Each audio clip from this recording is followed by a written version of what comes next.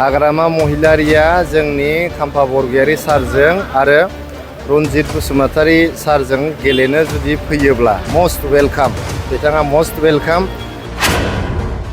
जे बिथाङा सासे रायजोनि प्रतिनिधि जानानै पाब्लिक रिप्रेजेन्टेटिभ जानानै सासे MCLA जानानै बबेनिफ्राय रां मोननानै बेयाव गिदिर मोनसे प्राइभेट हस्पिटाल, क'क्राझाराव मोनसे गिदिर हटेल, चिराङाव बिथाङा गिदिर मोनसे रेजर्ट आरो गुवाहाटी बायदि नोगोरमायाव 4 बिगा 22 कौटि बेसेननि जे हा बेबायदिखौ बिथांमोना बबेनिफ्राय रां मोननानै बिथाङा बायखो। गतिके रायजो राजाया बिनि सायावहाय बिजिरनांगौ, रायजो राजाया साननांगौ। दिनै बिथाङा बिटिआरनि चिफ जानानै रायजो राजानि रांखौ जाख्ल'जोबनानै बे 22 कौटि रांनि हाखौ बायदों नामा?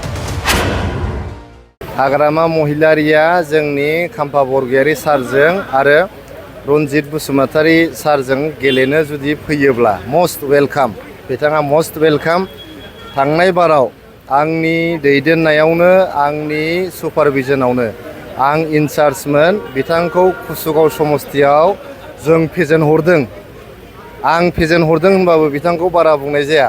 आं इनचार्जमोन गसाइगाव डिस्ट्रिक्टनि। गतिके बै बिसायख'थि 2020 मायथाइनि मोनफ्रोमबो बुथनि मोनफ्रोमबो प्राइमारिनि नायगिदिंनायखौ आंनो नायगिदिंदोंमोन। मोनफ्रोमबो हाबाफारिखौ आंनो सिङाव थानानै गासिबो नायगिदिंदोंमोन।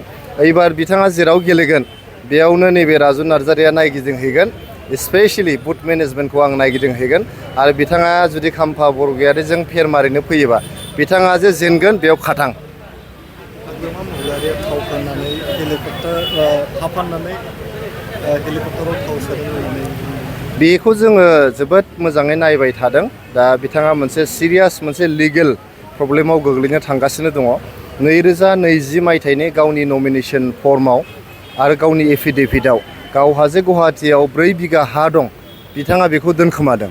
दिनै नोंथांमोननि मिडियानि गेजेरजों बिथाङा फोसावबाय जे बिहा गुवाहाटीयाव 4 बिगा हा दङ। गतिके 22 कौटि बेसेननि 4 बिगा हाखौ दोनखोमानायनि थाखाय मा लिगेल कमप्लिकेशन्स जानो हागौ आरो जों मा लिगेल रिकर्ड्स लागोन इफेला जों बेखौ जोंनि लयारफोरजों सावरायगासिनो दङ। थाबैनो जोङो मोनसे लिगेल एक्शन बिथांनि सायाव लानो थाखाय जोङो सानबाय थादों। नोंथांमोननो जों खिन्थाहरगोन।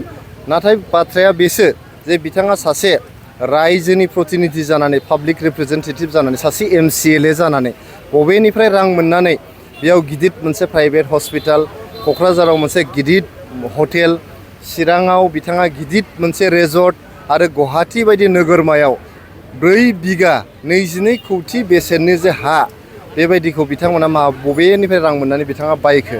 गतिके रायजो राजाया बिनि सायावहाय बिजिरनांगौ, रायजो राजाया साननांगौ। दिनै बिथाङा बिटिआरनि चिफ जानानै रायजो राजानि रांखौ जाख्ल'जोबनानै बे 22 कौटि रांनि हाखौ बायदों नामा? बे बिसिबांबा गिदिर रेजर्ट चिराङाव जे बानायदों रायजोनि रांखौ जाख्ल'नानै बिथाङा बानायदों नामा? क'क्राझाराव जे गिदिर हटेल, गिदिर हस्पिटाल बिथाङा बानायदों बेखौ रायजोनि रांखौ जाख्ल'नानै बिथाङा बानायदों नामा? आरो बेबायदिनो बिसिबां सम्पति बिथाङा बानायबावदों बेफोर जिनिसखौ लासै लासैनो रायजो राजाया नायबिजिरलांनाया मोजां आरो बिनि उसित मोनसे साजा बिथांखौ होनाया मोजां।